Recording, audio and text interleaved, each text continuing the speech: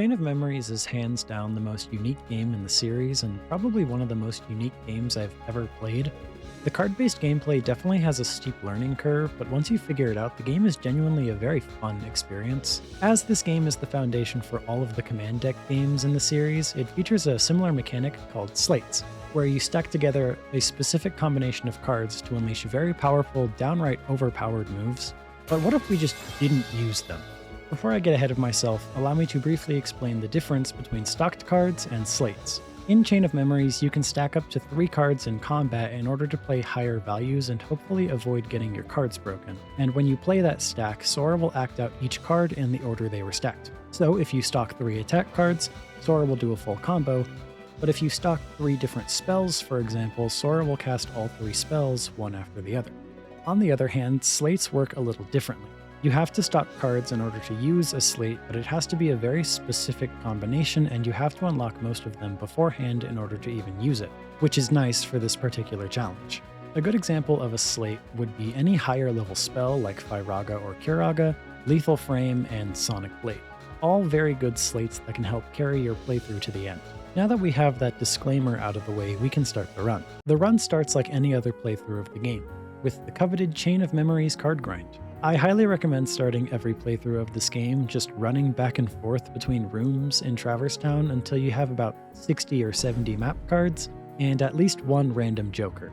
It's really helpful later down the road because there are some pretty bad map cards that conveniently just don't spawn in Traverse Town. But it's also a convenient way to get a few levels and some extra cards before the first boss fight. The reason you want to leave some room as well is because once you get past floor 1, blue map cards will start spawning and you want to have a pretty decent stockpile of those for the end of the game. Trust me. With the card grind over, it's time to fight the first boss of the game. Chain of Memories is a pseudo retelling of KH1, so you can probably guess what the first boss of the game is. Guard Armor. Yep. These first few bosses in this game can be a little tricky because you still don't have much in terms of resources when you fight them, and if you don't strategize a little bit beforehand, you might find yourself running out of cards before the boss runs out of health. Blizzaga is actually really nice for these first bosses, but sadly, that is a slate, and by the power of my arbitrary, self-imposed rules, is illegal. I also forgot to switch decks before starting the fight against Guard Armor, so my workaround for this is now irrelevant. It's not a proper Chain of Memories playthrough unless you forget to switch decks at least once. Thankfully, Guard Armor isn't a super difficult fight, just make sure to not stock cards if he's stunned by the Mickey card, and if you happen to run out of cards, Goofy makes a perfectly fine substitute. From one boss fight to the next, this one is the one that's more likely to fall apart if you happen to forget to switch decks, which I thankfully did not do. Axel is a very strong first boss, both from a gameplay perspective and a story perspective. I love how batshit insane he is in this game, and he's just such a good first impression for the organization. He's also the first example of an enemy using a slate against you, and if you happen to be a particularly handsome individual who, let's say, forgot to add more 0 cards into their deck, if you get the blue Rhapsody card in Traverse Town, you're actually able to deal with Axel in literally 2 hits with Blizzaga, but the strategy I used here was a pretty decent workaround. Axel is one of the 2 bosses who are weak to the Blizzard element, the other being Hades, and so I structured my deck so that my stocked cards all started with level 1 Blizzard, and once they were gone, my cards would all be set up for physical combos after I had to reload. Unfortunately, panic caused this plan to derail rather quickly, but I still managed to get through it without dying, which is more than I can say for my first playthrough of this game. Also, say goodbye to my stream overlay for the rest of this video. I tried streaming this one, but after that first stream, my anxiety got the better of me and I proceeded to spend the entire month of July, staring at my monitor and doing nothing. With my month-long panic attack finally over, we may resume our slateless journey. The next stop on my checklist was Olympus Coliseum. Olympus gives us the High Potion card, which effectively nullifies the penalty of stocking cards, and is a convenient pit stop because once I beat Hades, I never have to switch decks again. It also unlocks the Olympia card in the Moogle shop, which is good for later. The Hades card has a really beneficial ability for this run, but it requires you to be at critical health, and I find it very easy to accidentally take damage in this game, especially on Proud mode, so I opted to just not use it. I was dealing less damage technically, but seeing as this isn't a speedrun, I think it's fine. After disrespecting Hades, as is Sora's tradition in all of his games, I moved on to Agrabah. Thinking about it after the fact, I should have gone to Wonderland first to unlock Lady Luck, but that's really only an optimization thing. It worked out in the end. Agrabah is the second and hopefully last time you'll ever have to grind in the game, and this time we're farming for money. Aladdin's friend card is a really effective way to get a lot of Moogle points quickly, and if you have a lot of meeting ground cards, now is the time you would use them. Approximately 40 minutes later, it's time to do some shopping at the Moogle shop. The goal here is to get as many 3 wishes as possible. Some Lady Lucks would have been nice to get here too, but again, it worked out in the end. There are 3 stats attached to attack cards in this game that affect their damage output: Strike, Thrust, and Finish. Both Olympia and 3 Wishes have twice the stats in Strike and Finish than the Kingdom Key, and that's a very noticeable difference. Something I felt legally obligated to talk about was how Agrabah starts with a forced fight that gave me significantly more trouble than the Jafar fight. Just a fascinating observation I've made about this world since the KH1 video. Now that the majority of the setup is over, it really just turned into a sort of boss rush for these next few worlds. I didn't end up changing much between worlds either. I contemplated using the Card Soldiers card for attack haste, and I definitely agree that I should have been using the Jafar card more, but wide attack from the Guard Armor card was really pulling its weight, so I just kinda kept rolling with that. Again, it all just kind of worked out in the end. Oogie Boogie jump scare before the next important plot point. Once you clear the first set of worlds, Larxene shows up to call you names and exude her mean girl energy. A common trend you'll see with these organization fights is that they're really hard compared to all the other fights in the game. Larxene can be very scary when she's allowed to play the game, but ideally if you're playing this game right, then she never will. This fight is a good example of how the Jafar card would have helped, but it's okay, I didn't have to learn my lesson. Yet. This next section of the game has some more setup for the run, and starts with Hollow Bastion. We're here for 2 things, the Divine Rose and the Maleficent card. The Divine Rose has an extremely powerful startup that deals 3.5 times more damage than the standard Kingdom Key, and nearly rivals the 4 times damage that the Ultima weapon does, so my plan was to stock up on as many of these as I could here. On top of this, the Maleficent card has the Overdrive ability, which boosts the damage of your basic attacks by 50% at the cost of your reload card charging slower, but since we also have a bunch of high potions now, the plan is to hopefully never touch that card ever again. Once you clear the 7th floor of the castle, you encounter the first of many Riku jump scares the game graciously bestows upon. Riku is a fun fight, and if you've ever played this game, you know that I'm lying to you. The sheer amount of 0 cards Riku has access to baffles scientists to this day, and it's actually because of this that he's able to sneak in cheeky damage that can add up really fast, especially in the later fights. Reason number 2 why I should have been using the Jafar card, but regret shows personal growth, so at least I learned my lesson. Atlantica is the next stop on our list, and while I just kind of charged through it in this playthrough, it is actually pretty important to come here. The Crabclaw has the best finisher damage behind Ultima Weapon and One-Winged Angel, but considering those 2 cards are only available at the end, it's much more convenient to pick up Crabclaw instead. I mention this because I should have been prioritizing picking up Crabclaws here, but I did end up getting some to drop around the world, and 3 Wishes only does a little bit less damage, so it was a perfectly fine substitute for now. Here comes Riku again to ruin our day and make me sad because past me still didn't use the Jafar card. It's technically slightly better to open with the Jafar card in these fights so that the bosses waste their 0 cards early, but using the Maleficent card is not the incorrect choice at all. Yet.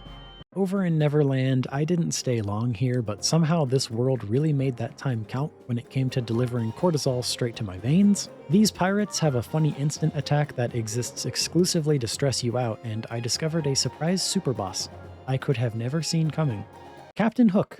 The fight starts out fine enough. He has a few 0 cards here and there, but nothing to be too concerned about. Until he decides, you know what, fuck it, all 0s. I'm glad I didn't get clipped by the shitty gimmick, but I really should have because you know my ass wasn't using the Jafar card. Thankfully, the game is capable of showing mercy as there isn't a Riku jump scare on this floor, and we get to just take a nice little stroll with Pooh Bear. Sadly, for every little stroll we get, the world must balance it out with some bad. And that must have been a pretty nice fucking stroll because the game throws Vexen at us in return. Vexen was hands down the hardest part of this run. A big thing I struggled with in this playthrough was armored enemies, like large bodies and defenders, and sadly, Vexen. The cruel irony here is that Vexen is laughably easy if you hit him with Lethal Frame plus Jafar card, but sadly, I must actually play the game this time. There are 3 ways to deal damage to Vexen with physical combos: hit him from behind, and good luck with that one; hit him while he's moving around, and break his cards. By far the easiest of all these methods was to break his cards, because it's much easier to react to, but you have to be very careful because he has this one attack that comes out extremely fast, and if he hits you with it, say goodbye to approximately half of your health. The silver lining here is that my character arc has finally come, and the Jafar card now has permanent residency in my deck, is what I would like to say. It was definitely a close fight, but I'll gladly take a few attempts over a few hours. After Vexen casually traumatizes me for the rest of my known existence, he gives us the Twilight Town card and basically tells us he'll do it again. And he does, but we'll get there. Twilight Town is a short world for Sora's story, only having one key card to use, but it has the most important card for the entire run. Added in the PS2 version because yes, this game is a remake if you didn't know that. Roxas and all of the other organization members not present in this game were given unique enemy cards to find throughout the worlds. They're all really good cards, but Roxas is probably the best one out of them. In the original Japanese PS2 version, these cards required having a completed save file of Kingdom Hearts 2 Final Mix on your memory card. But thankfully, from 1.5 onward, all you need to do to get these cards is watch the Silly Little Days movie, click on all the reports, and give Xemnas the 3 wacky numbers on the back of your credit card. So after selling my soul to Organization 13, it was finally time for the rematch with Vexen, and I'll be honest, I was feeling confident on the first attempt. For about the next 40 minutes or so, I seemed to be stuck in a seemingly infinite time loop of Vexen card and ball torture. I got close a fair few times, but one cannot expect much from the fool who removes their Jafar card from their deck. I can't explain that one. I'm pretty sure the Roxas card lowered my IQ temporarily or something. So after many failed attempts and it being 11 PM, I decided to call it a night. I did some research and finally learned how to damage Vexen. I didn't know those things during the first fight, it was all luck. And I meticulously crafted my deck to deal with every problem I had with Vexen. The basic structure of my deck didn't change much. I was still just spamming physical combos at him, but this time I was specifically timing them now to break his cards in order to actually deal damage. The real strategy came from my enemy cards. I opened with the Jafar card in order to hopefully make him waste all his zeros, or at least as many of them as I could. Since I basically had to wait for him to attack and react to that, it meant I was going to inevitably take damage since he had some attacks that were borderline impossible to react to. So I brought along the Oogie Boogie card to give me a little extra wiggle room after the Jafar card ran out. Eventually, Vexen ran out of attack cards and started spamming items, and if I had remembered to activate the Roxas card, I probably could have ended the fight sooner, but whatever. Skipping the cutscene where Axel literally murders someone in front of Sora, Riku shows up ready to take advantage of our distressed mental state, but unfortunately for him, he did not know about our shiny new Roxas card. After some lore and exposition, we find ourselves back on Destiny Islands, and just taking a second to talk about the story real quick, this game is messed up. Like, a lot happens to Sora in this story, and it's genuinely terrifying when you stop to think about it for more than 2 seconds. Anyways, on to Darkseid. Rucksack.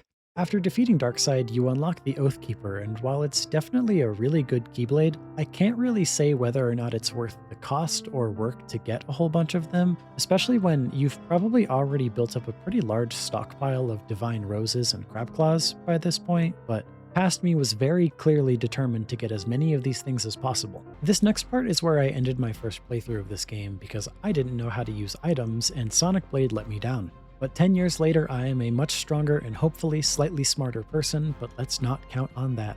As the fourth and final fight against Riku, this one is definitely the hardest, but the funniest part is that literally every time he pops Incrementer, you have won. We call her the casual filter. I'm genuinely curious to know how many other people lost their first playthroughs to Larxene 2. She's able to do a lot of damage really fast in this fight. I'm sure the Jafar card helps me there, but alas. The power of good items and sheer willpower prevails. Fun tip for future playthroughs of this game, making Castle Oblivion exclusively save rooms will always be the funniest shit I have ever seen. Reaching the first boss of Castle Oblivion, I sure hope you have a random joker.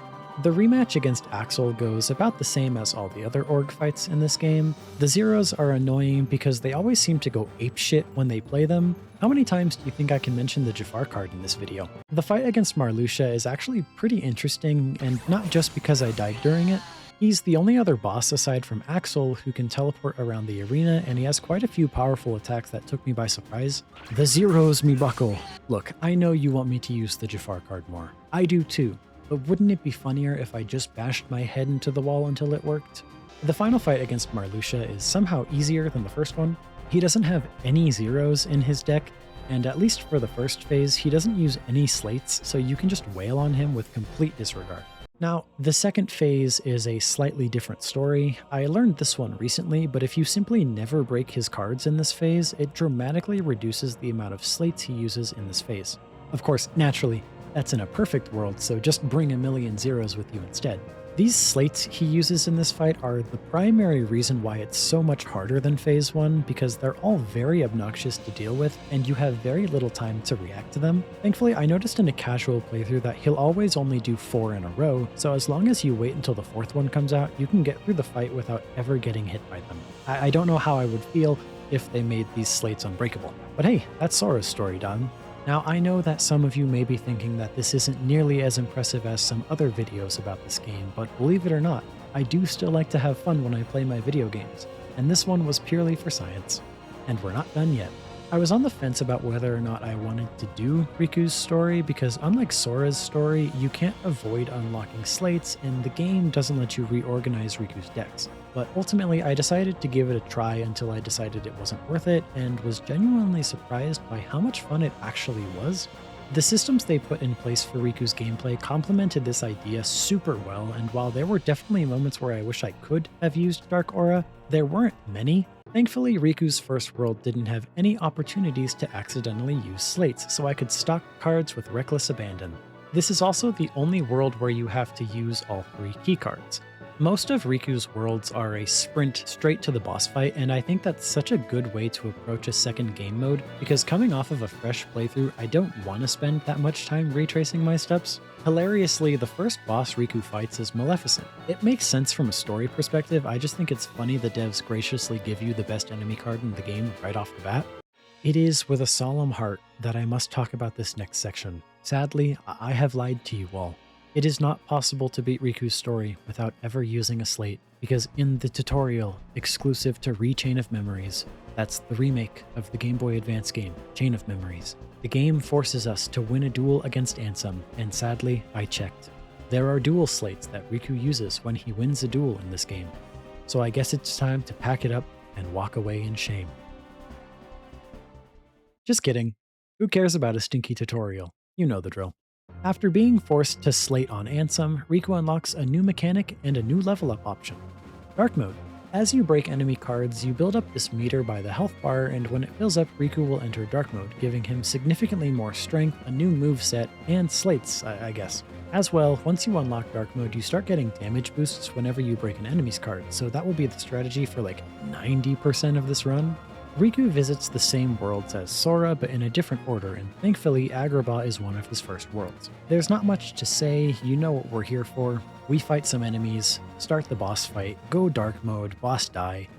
Get used to that pattern. Once we finish basement floor 10, Vexen jumps us, but it's Vexen who isn't ready for us this time. A mechanic of dark mode I chose to not talk about until this very moment is that every second hit of Riku's combo stuns enemies, and Vexen happens to be very weak to stun.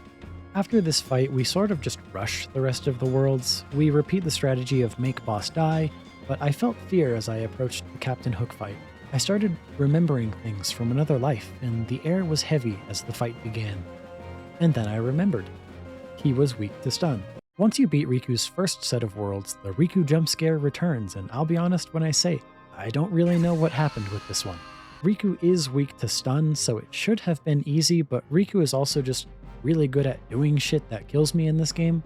But with Riku once again held at bay, we proceed to the second set of Riku's worlds. Just like the first set of worlds, it's more or less just a boss rush. There aren't even any boss jump scares until you finish the entire set this time. This might seem simple on paper, but sadly this second set of worlds has 2 of Riku's worst worlds. At least in my opinion, Wonderland and Halloween Town. Riku is honestly really good at dealing a lot of damage in this game, but these 2 worlds do their absolute best to make that as difficult as possible. Riku's decks are all pre-built, and while I disagree with this, his sheer damage output prevents this from really ever being a problem, but Wonderland undeniably has his worst deck in the game. Not only do none of his cards go above 5, he also only gets 9 attack cards. Like, yeah, I would argue that's the bare minimum you would need in this game, but it also means you're losing about 11% of your deck every time you simply want to deal damage to an enemy.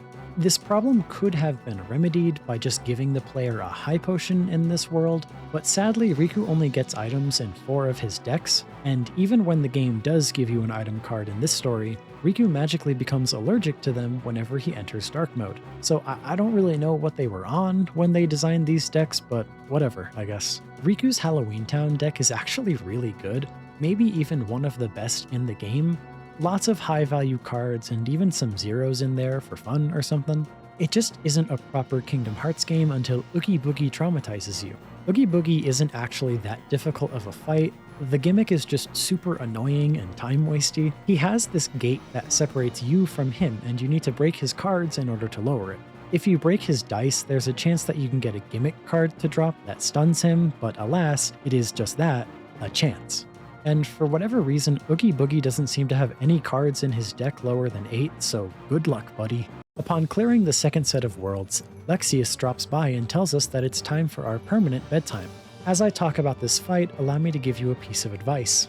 Do not stock cards against a boss that is weak to stun. Looking back at this fight, there is absolutely no reason I shouldn't have died here.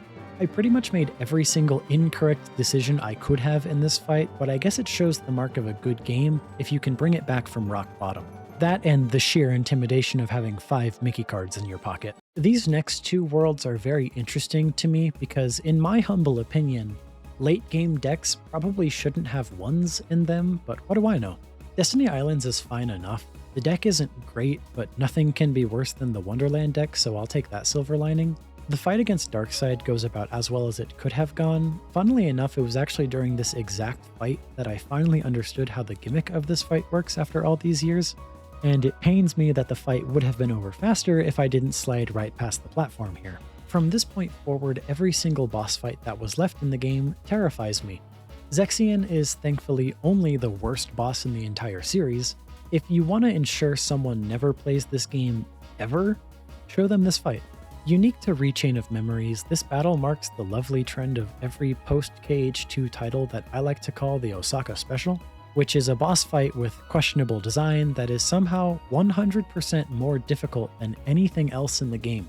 This is probably the most tame example of the Osaka Special. The silver lining to this fight is that Riku is permanently in dark mode for the entire fight, and my strategy in literally every other playthrough is to exclusively press the triangle button. Sadly, I cannot do that here, and that is why I was afraid of this fight. The Destiny Islands deck is really not good for this fight because Zexion is resistant to stun and will steal your cards if you aren't careful, and if the fight goes on long enough, it starts to add up over time. Thankfully, because of what I can only call divine intervention, I managed to get through the fight on my first attempt. I know Riku's damage output is crazy in dark mode, but I really was planning on being here for a while. The next stop on the Panic Express was in Twilight Town. Housing the rematch against Riku Replica, the fight is a true mirror match now, as he also gains the ability to inflict stun, which means the fight can go either way. I genuinely couldn't remember which key door had the boss fight behind it, and I guessed wrong, so I entered the fight with very little health. What I didn't expect, however, was for the fight to last exactly 30 seconds on the first attempt. Seriously, I promise I have good reason to be scared of these fights. Now that we're approaching the endgame, it's time to once again make every room in Castle Oblivion a save room and call it the funniest shit I have ever seen. Being the final boss of the game, I approached Ansem with care, but I also spent the entire playthrough thinking about how to go about this fight. The Dark Aura is a really efficient way to clear a good chunk of health from a boss, but seeing as we can't do that here, I instead prioritized breaking his cards with stacks of 2 and was genuinely surprised when the fight was over. Like seriously, this fight ended almost as quickly as this video.